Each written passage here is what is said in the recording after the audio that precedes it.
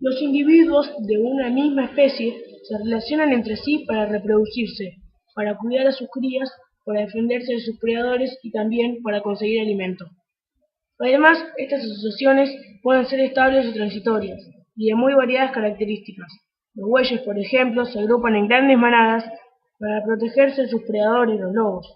Otro ejemplo son los pingüinos, que se mueven en manadas sobre la tierra y se juntan para reproducirse. Estos dos ejemplos son de asociaciones gregarias, es decir, poblaciones numerosas, por un conjunto de individuos de una misma especie, más o menos permanentes, que se ayudan mutuamente en las migraciones, en la búsqueda de alimento y en defenderse de los predadores.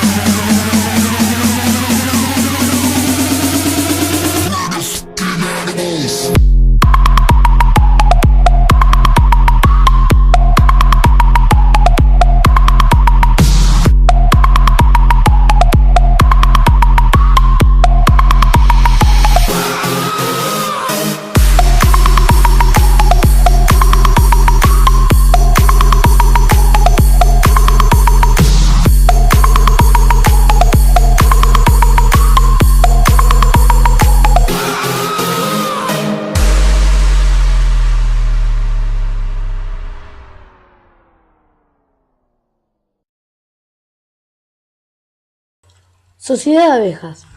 Todas las abejas parecen entenderse entre sí y cada una desempeña un rol específico sin que estos se superpongan, de modo que del trabajo conjunto se deriva una vida armónica para la colonia. Llaman también la atención la especialización del trabajo y la perfecta limitación de los roles y responsabilidades de cada una. Por otra parte, todas parecen sentirse tranquilas porque poseen un perfecto sistema de defensa frente a agresiones externas. Desde el punto de vista biológico, llama la atención la perfección de sus sistemas de comunicación, en que la información rápidamente alcanza una total cobertura y el mensaje tiene para todas un mismo significado. Tienen un sistema de comunicación perfecta a través de feromonas, un eficiente sistema de defensa de la comunidad frente a cualquier agresor. Una abeja, al picar al agresor, se sacrifica y debe morir, pero junto con eso libera una feromona que estimula la agresividad de toda la colonia que sale a la defensa. Tal vez la característica más importante y que da mayor estabilidad a esta sociedad es la jerarquización de las estructuras, junto a la división del trabajo con roles perfectamente definidos. En ellas se dibuja el individuo para tomar importancia de la sociedad como un todo. Se ven incluso altruismos supremos que llevan hasta la muerte individual en beneficio de toda la sociedad. Lo que llama la atención es que las colonias no son pequeñas y tienen por lo general miles de individuos. Sobre las abejas encontramos un texto de Didimo de Alejandría, autor de las Geórgicas Suda en 15 libros. Vivió a finales del siglo IV o comienzo del siglo V. Posiblemente fue también médico, ya que se le cita en el siglo VI por los médicos Alejandro de Tralles y Aecio, los que atribuyen la autoría de otra obra llamada Octatomo o Libros de los 8 tomos, que las describe en un decálogo de la siguiente forma. La abeja es el más sabio e industrioso de todos los animales, muy cercano al hombre por su entendimiento y lo elaborado por ella es en verdad divino y sumamente útil para los hombres. Incluso la organización política de este animal se asemeja a las ciudades regidas por las mejores leyes, pues lleva a cabo sus salidas bajo la dirección de un jefe y siguiendo un orden, y acarreando de las flores y los árboles las sabias más viscosas, embarduran con ellas como un ungüento el suelo y las entradas, dedicándose unas a la miel y otras colaborando en cualquier otra tarea. El animal es también limpio hasta la exageración y no se acerca a ninguna sustancia maloliente ni sucia. No es glotón y no acude a la carne ni a la sangre ni a materia grasa alguna, sino solamente a lo que tiene jugo dulce. Tampoco estropea el trabajo de otros, rechazando no obstante con energía a los que se aplican a estropear el suyo. Consciente de su habilidad, construye los accesos de su casa angostos y con un trazado tortuoso. Así pues, a los que entran para hacer daño, los rodean entre varias y los matan con facilidad. A este animal le fascina también la bella música, por lo cual los músicos tocando el címbalo o batiendo rítmicamente las palmas la congregan aunque estén dispersas. Este animal es el único que busca jefe que cuide de la comunidad, razón por la que siempre honra a su rey. Lo obedece con celo en lo que ordene, lo sostiene cuando está enfermo y cuando no puede volar, carga con él y lo defiende. Aborrece sobremanera a los perezosos, por eso matan entre todas a los que prefieren el ocio y gastan producto de su trabajo. Pero su habilidad y proximidad a la inteligencia racional se ve sobre todo en que hace sus celdas hexagonales. Por todo esto y por muchas cosas más, tenemos que ser como las abejas y viviremos mucho mejor.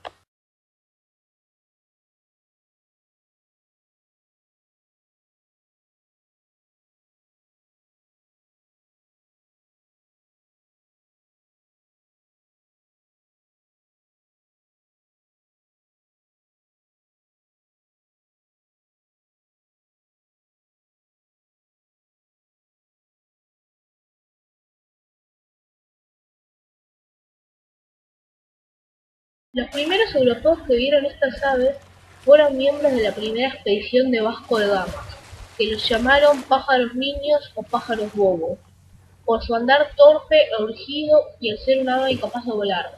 Los llamaron penguins. Los pingüinos son las únicas aves vivientes no voladoras adaptadas al buceo, propulsado por las alas. Por ello, sus alas se han convertido en aletas con huesos fuertemente comprimidos y articulaciones rígidas, que impiden el movimiento independiente de los huesos del ala. Durante la estación de apareamiento, los pingüinos se concentran en grandes colonias donde se reúnen para reproducirse. Aunque pueden convivir juntas diferentes especies, lo habitual es que estén muy similares. Para ello, los lugares preferentes de reproducción, los pingüinos siguen fielmente el camino de sus predecesores. Estas rutas son a veces realmente complicadas. y se puede ver a lo largo de desoladas costas y zonas rocosas. Estas zonas se encuentran en muchas ocasiones y a varios kilómetros del océano.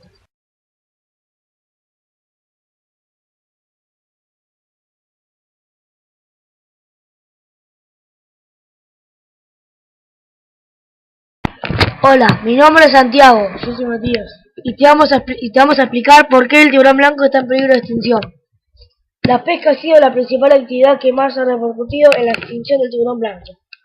Más allá de buscar culpables, grupos ambientalistas están presionando a las autoridades estadounidenses para que promulguen la ley que ayuda a la conservación de esta especie que habita, principalmente en costa de México y Estados Unidos. El número de ejemplares de tiburón blanco ha disminuido estrepitosamente en los últimos años, por lo que Jeff Chester, director de Oceana, emprendió acciones que ayudan a la conservación de esta especie. El tiburón blanco es un importante elemento en la salud de los océanos. Hay que protegerlo y dejar a un lado los miedos que se le tienen. Tras un conteo realizado en el 2011 por los científicos Oscar Sosa y Taylor Chaplin, el número de ejemplares fue una sorpresa para el mundo de la biología. Solo quedan 350 tiburones blancos, mucho menos de los que se esperaban, en un 80% de los casos de muerte. Las redes de pesca son el principal motivo. Al quedar atrapados en ellas, inevitablemente fallecen. Además, la reproducción de este animal es muy lenta en comparación a la tasa de la mortalidad, lo que impide que pueda multiplicarse rápidamente para contraer el daño ya hecho. Además, la lista roja de la UCN incluyó el tiburón blanco por primera vez en 1990 como especie insuficientemente conocida y en 1996 lo califica como vulnerable. Las medidas de conservación deben aplicarse obligatoriamente sobre las poblaciones en libertad, ya que la cautividad del tiburón blanco es imposible debido a probablemente el acusado carácter nómada de la especie. Se tienen datos de individuos visitando alternamente las playas de Sudáfrica y Australia, 22.000 kilómetros de distancia. El único ejemplar que ha llegado a ser exhibido vivo en un edificio fue una hembra joven llamada Sandy, que vivió durante 3 días del mes de agosto de 1980 en el acuario Stanford de San Francisco. Tras 72 horas de cautiverio, Sandy tuvo que ser liberada después que dejara de comer y provocarse graves heridas al chocar repetidamente contra una de las paredes de su recinto. Posteriormente se descubrió que lo que atraía a Sandy hacia ese lugar era en particular una minúscula diferencia de 125 microvoltios, millonésima de voltio, que el potencial eléctrico en esa pared y el resto de los acuarios. La intensidad del campo eléctrico al que Sandy detectaba era tan pequeña que pasaba desapercibida para cualquiera de los otros animales que se encontraban en el mismo tanque de agua, incluidos varios tiburones de otras especies. Por ahora no existe ninguna moratoria legal internacional sobre la pesca del tiburón blanco, aunque está prohibida en algunas áreas de distribución. El tiburón blanco es una especie protegida en California, la costa este de Estados Unidos, el Golfo de México y Namibia, Sudáfrica, Maldivas, Israel y parte de Australia meridional, Nueva Gales del Sur, Tasmania y Queensland. La Convención de Barcelona la considera una especie amenazada en el Mediterráneo, pero casi ningún país con salida a este mar ha dispuesto medidas en alguna de favor a su conservación. El gran tiburón blanco se añade a la lista de peligro de extinción debido a que su población ha disminuido en los últimos años por el comercio no regulado y la caza excesiva. El gran tiburón blanco es el mayor depredador del océano, no muere por cualquier otro depredador en el océano. Sin embargo, los seres humanos matan un gran número de tiburones blancos al año para obtener sus dientes y mandíbulas para el comercio y su carne para píldoras. Bueno, ya terminamos.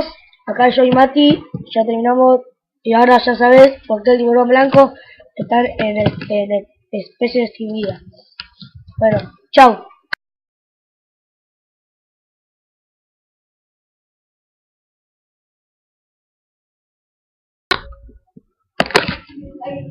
Hay un promedio de 8 leonas en cualquier manada. Muchas de las hembras dan a luz al mismo tiempo, por lo que tienen cachorros de una edad similar. Esto hace que sea natural para que puedan cuidar y proteger y alimentar a estos jóvenes. De hecho, las leonas de una manada a menudo cuidan de otros cachorros. Es un verdadero cuidado comunitario. Este cuidado se prolongará hasta cerca de los 8 meses de edad. La habilidad de caza es lo que cada león debe poseer. Esto significa la diferencia entre comer y morir de hambre. mientras que las leonas son las únicas que cazan dentro de una manada. Los cachorros machos también tienen que aprender a cazar. Cuando llegan a cierta edad y son expulsados de la manada, deben valerse por sí mismos, hasta que encuentran otro grupo de leonas para aparearse y hacer una manada. El entrenamiento de la caza comienza en torno a los 3 meses de edad. Aunque los cachorros todavía son cuidados, las leonas los llevan a comer después de la caza. Esto les acostumbra a comer carne. Luego justo antes de que un cachorro cumpla un año, comienza a aprender activamente a cazar y matar a su presa. Por supuesto, las habilidades no son perfectas, hasta que tiene 1, 2 o...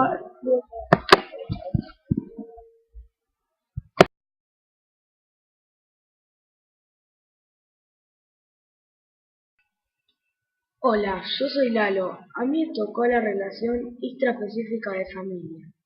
Hoy les voy a contar de qué se trata. Bueno, una asociación familiar es en la que se establece entre los progenitores y la descendencia. Hay diversos tipos de asociaciones familiares. La primera es parental. Es en la que está formada por los progenitores y la prole, como ocurre en el caso de la paloma. Después está matriarcal. Es en la que el macho abandona el cuidado de la prole y se lo deja a la hembra, como sucede en el caso de muchos roedores, por ejemplo las escorpiones. 3. Filial. Es en la que los padres abandonan a la prole, como ocurre en la mayoría de los peces y los insectos, etc. También pueden ser monógamas, cuando la forma un macho y una hembra, como ocurre en el caso del ánsar común y el lobo. También está polígama, cuando está formado por un macho y varias hembras, como el gallo y la gallina. Y por último, están los poliándricas, formadas por una hembra y varios machos, como suele suceder en ocasiones determinadas. Bueno, eso es todo. Espero que les haya gustado. Chao.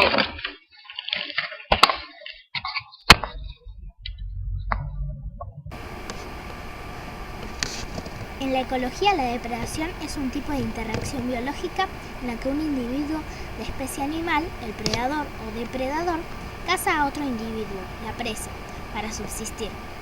Un mismo individuo puede ser predador de algunos animales y a su vez presa de otros, aunque en todos los casos el predador es carnívoro. La depredación ocupa un rol importante en la selección natural. En la depredación hay un individuo perjudicado, que es la presa, y otro que es beneficiado, que es el predador, pasando la energía en el sentido presa a depredador. Sin embargo, hay que resaltar que tanto los depredadores controlan el número de individuos que componen la especie presa, como las presas controlan el número de individuos que componen la especie depredadora. Por ejemplo, la relación entre el león y la cebra.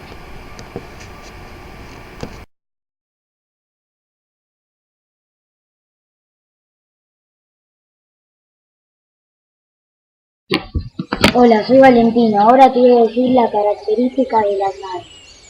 Esta ave pertenece a un grupo de las llamadas comúnmente aves rapaces.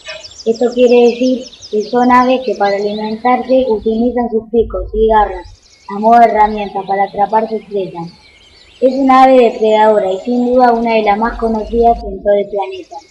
Se caracteriza por tener un plumaje de color oscuro, tornándose más dorado en la parte de la cabeza y blanco en la zona del cuello, de la cola y de los hombros. Cuanto más joven sea el ejemplar, más blanca tendrá la cola, ya que con el tiempo esta se va volviendo más oscura. Tiene un pico en forma de gancho y fino, que lo utiliza para atrapar su presa y alimentarse.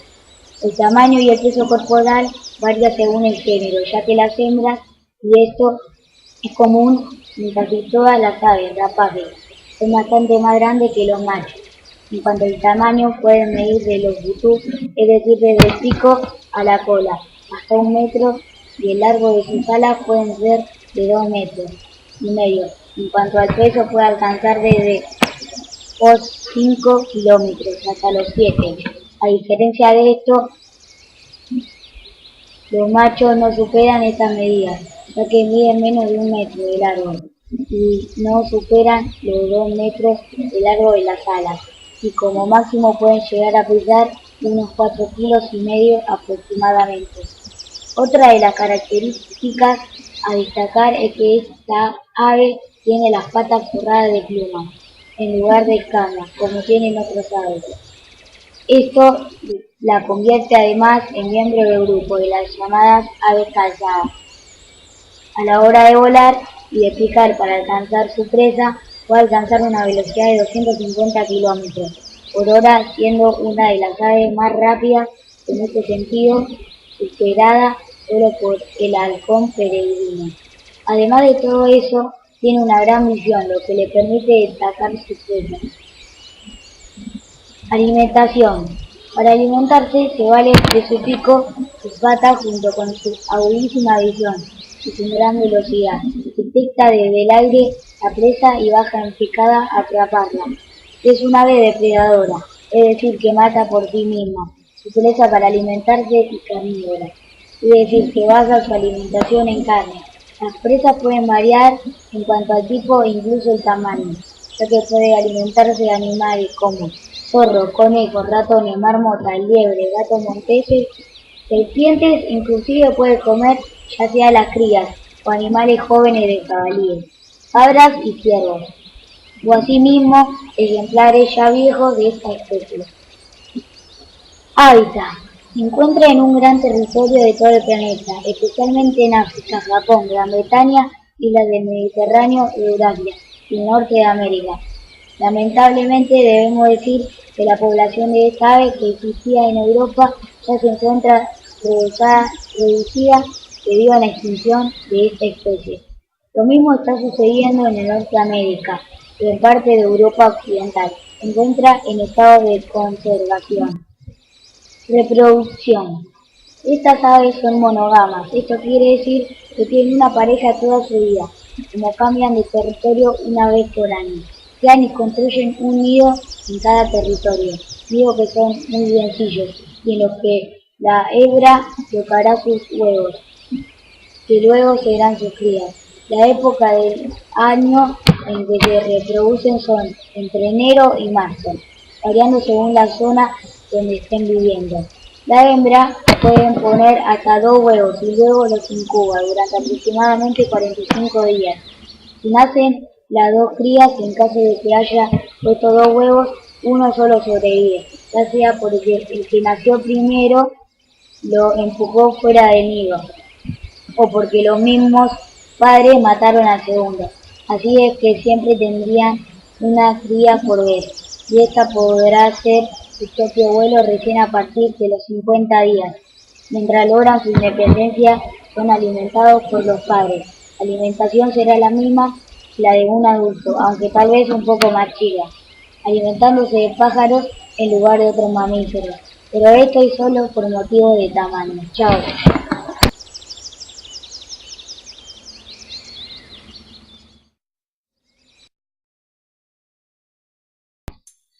Parasitismo.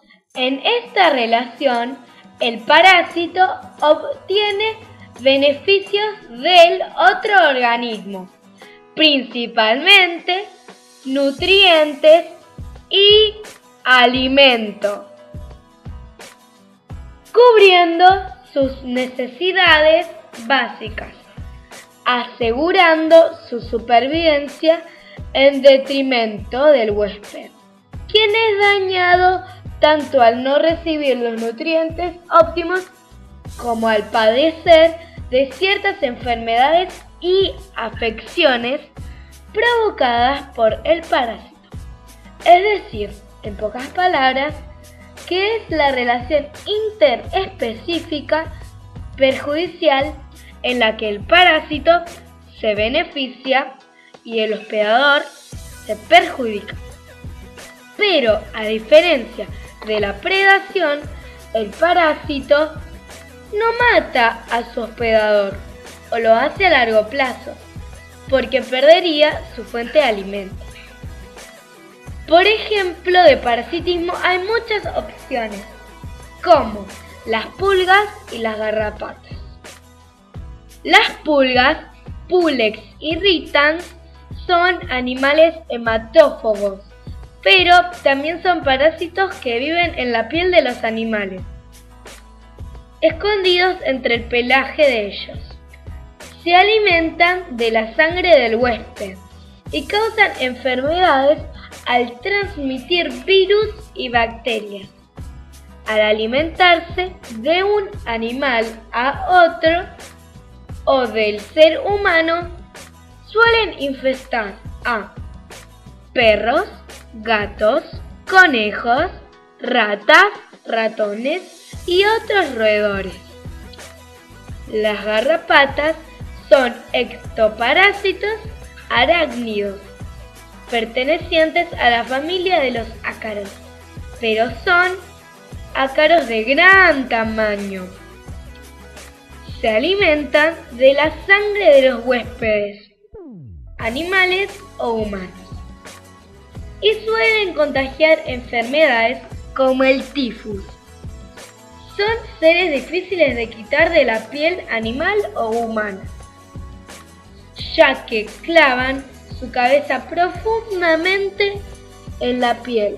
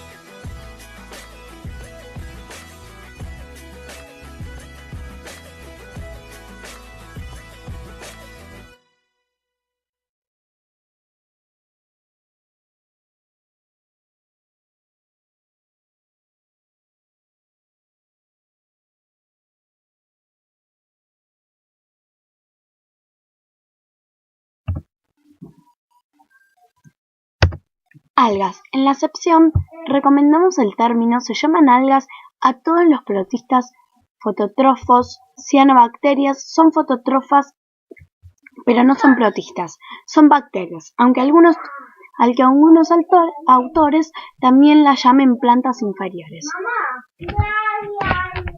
Su definición significa que son eucariotas, no plantas terrestres, con capacidad de realizar fotosíntesis y obtener el carbono orgánico con la energía de la luz del sol. Pueden ser unicelulares o multicelulares y casi siempre viven en un medio acuático. Líquenes.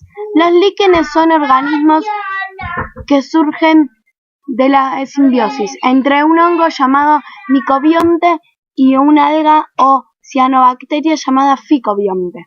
De acuerdo con el carácter de esa asociación, se puede distinguir numerosos tipos estructurales de líquenes, desde los más simples, donde el hongo y alga se unen de forma casual, a los más complejos, donde el micobionte y el ficobionte dan lugar a un talo morfológicamente muy diferente a aquel que forman por separado, y donde el alga se encuentra formado una capa baja la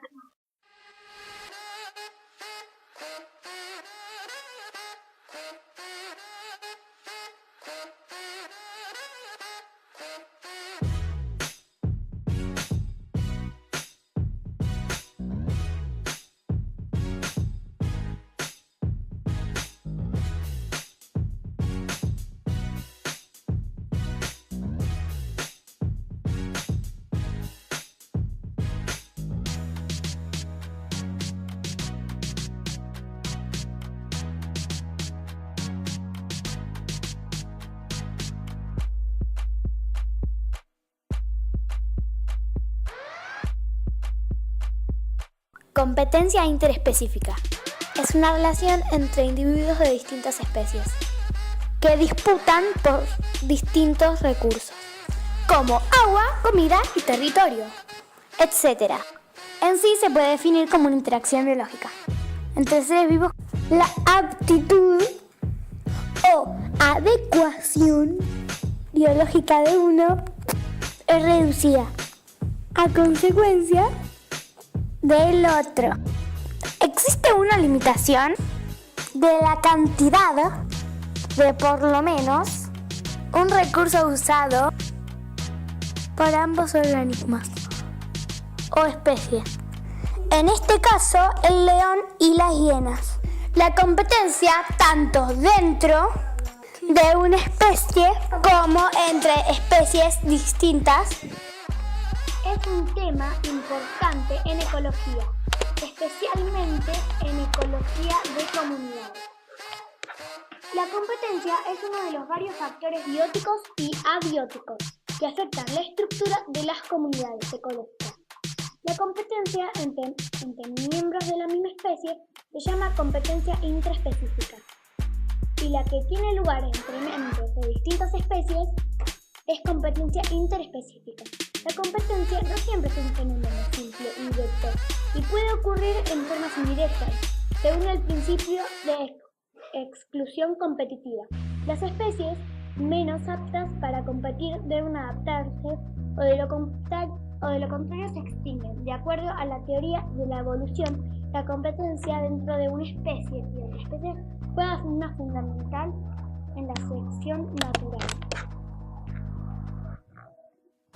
La relación entre competencia interespecífica ocurre entre individuos de diferentes especies que comparten un recurso común en la misma área.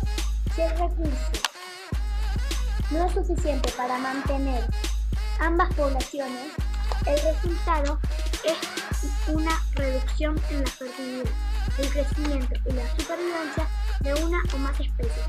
La competencia interespecífica puede alterar las poblaciones, las comunidades y la evolución de las especies involucradas. La competencia interespecífica ocurre entre individuos de diferentes especies que comparten un recurso en común en la misma área. Si el recurso no es suficiente para mantener ambas poblaciones, el resultado es una reducción en la fertilidad, el crecimiento y la supervivencia de una o más especies. La competencia interespecífica puede alterar las poblaciones, comunidades y la evolución de especies involucradas.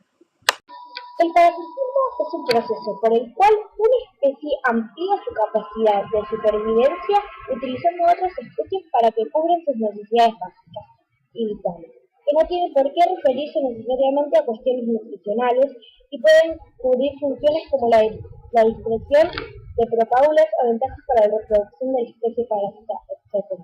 No todos los animales poseen algunas especies parásitas. Algunos bastante inesperados, por ejemplo, además de los grupos más conocidos de parásitos, monogenios, risueños, terópodos, nemátodos, iridios, copépodos. Entre los parásitos pueden incluirse algunas especies de cerceos, almejas, turbelarios, hidrosos, aves como el cusillo e incluso algunos tiburones. En el proceso de parasitismo, la especie que lleva a cabo el proceso se denomina parásito. La especie parasitada se llama hospedador, hospedante o huésped. Los parásitos que viven dentro del huésped o organismo se llaman endoparásitos, y aquellos que viven afuera reciben el nombre de ectoparásitos. Un parásito que mata al organismo donde se hospeda es llamado parasitoide. Algunos parásitos son parásitos sociales, obteniendo ventaja de interacciones con miembros de una especie social, como son los áfidos, las hormigas o las termitas.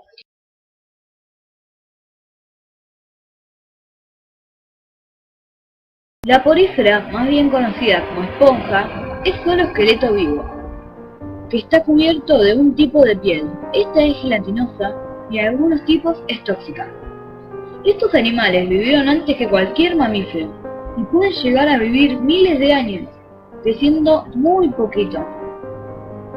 Todas las esponjas conocidas son acuáticas, y de las mismas hay 150 tipos que habitan en el agua. Cuando son adultos viven pegados a la tierra, Algunas se mantienen solas y otras en colonias. Crecen como plantas, pegadas a un objeto. Se las encuentra en aguas cálidas o árticas. Algunas crecen de forma aplanada, otras crecen de forma tubular, otras crecen de forma lobulada o en forma bilobulada. Las esponjas oporíferas crecen de órganos. Algunas son huecas. Se alimentan filtrando agua. Su alimentación consiste en bacterias. Las esponjas forman arrecifes y jardines esenciales para muchas especies oceánicas, ya que ofrecen cobijo, protección contra las corrientes fuertes y los depredadores, víveros para los juveniles, así como zonas de alimentación para una infinidad de criaturas marinas. Luego hay otro animal parecido llamado coral, pero ellos se dividen en tres tipos. Los blandos, que tienen espículas de calcio en sus tejidos, pero no forman esqueletos rígidos. Luego están los solitarios, que no construyen arrecifes, aunque pueden formar esqueletos cálcicos y rígidos. Y por último, el más importante, los corales formadores de arrecifes. Son los que forman arrecifes, y son los más difíciles de mantener, exigiendo agua absolutamente pura y en movimiento, además de la luz brillante, para permanecer vivos en el acuario. Hasta el siglo XVIII se pensaba que los corales y las poríferas eran plantas, pero luego William Herschel utilizó un microscopio para determinar que los corales tenían las membranas celulares delgadas, características de un animal. Estos animales generalmente son colonias. Las colonias son cuando hay una asociación en la que todos los individuos permanecen físicamente unidos. Por ejemplo, el coral está formado por cientos de pólipos.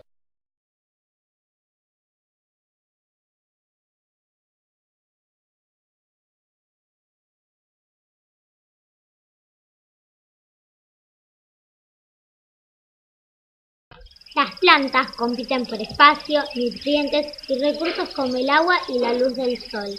Esta competición puede darle forma a la apariencia del ecosistema. El ciclo de vida de algunas plantas también es impactado debido a que las plantas más pequeñas florecen y dan semillas antes de que las hojas de los árboles más grandes se desarrollen completamente, lo que hace posible que las primeras reciban luz solar.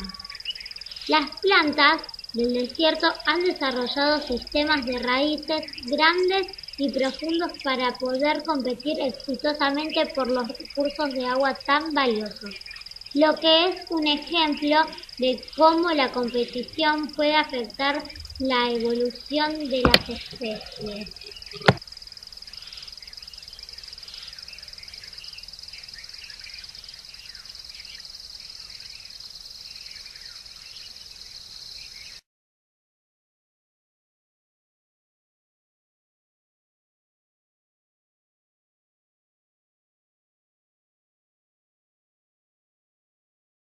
El mutualismo es una interacción biológica entre individuos de diferentes especies, en donde ambos se benefician y mejoran su amplitud biológica. Las acciones similares que ocurren entre miembros de la misma especie se llaman cooperación. El mutualismo se diferencia de otras interacciones en las que una especie se beneficia a costas de otra. Estos son los casos de explotación, tales como parasitismo o depredación. En este tema que me tocó, yo voy a desarrollar dos ejemplos. La relación mutualista que tienen los pez payaso con las anémonas y las flores con las abejas. Los peces payaso son unos coloridos peces con tonos que van del amarillo anaranjado, pero todos asociamos al más común, que alcanzó mucha popularidad gracias a la película Buscando a Nemo. Naranja brillante con rayas blancas rodeadas por delgadas líneas negras. Los peces payaso tienen su hábitat en venenosas arenas, donde viven, se refugian, se reproducen, alimentan y desovan. Aunque solo habitan en 10 las más de 1000 clases de anémonas que existen. El pequeño pez payaso gracias a un curioso capricho de la naturaleza, es capaz de vivir rodeado de los urticanes, tentáculos de su huésped, utilizándolos como mecanismo de defensa ante los depredadores, pero también como fuente de alimento. El pez payaso atrae a peces más grandes que intenta devorar, pero que al contacto con la anémona quedan paralizados y son devorados por ella. Los restos los aprovecha el pez. Con su osadía consigue alimento a la vez, que limpia las anémonas con los restos que ésta desecha, dejándola en perfecto estado. Otro de los beneficios que obtiene la anémona de su relación con el pez payaso es una mayor oxigenación de sus tentáculos, ya que nado a través de la anémona proporciona un mejor flujo de agua. Y esta es la relación mutualista que tiene el pez payaso y la anémona. Y ahora seguimos con el otro, con el ejemplo mutualista de las abejas y las flores. Es una relación de mutualismo entre vegetales y animales. Esta relación de mutualismo se observa en la polinización, cuando ésta se cumple con la intervención de insectos como la abeja, mariposa, etc. o aves, como el colibrí. Las flores de las plantas polinizadas por insectos, aves, presentan adaptaciones para atraer a los agentes polinizadores. Por ejemplo, flores grandes con colores llamativos, aromáticos y productoras de néctar, líquido azucarado que se acumula en el fondo de la flor y que sirve de alimento a los insectos o al colibrí. Al mismo tiempo, los insectos polinizadores están provistos a un aparato bucal chupador, que constituye a la adaptación propia para alimentarse de líquidos. El beneficio mutuo está en la relación. Consiste en los insectos o el colibrí obtienen alimento y la flor asegura su reproducción, ya que el polen trasladado de una flor a otra servirá para perpetuar su especie y originar nuevas semillas.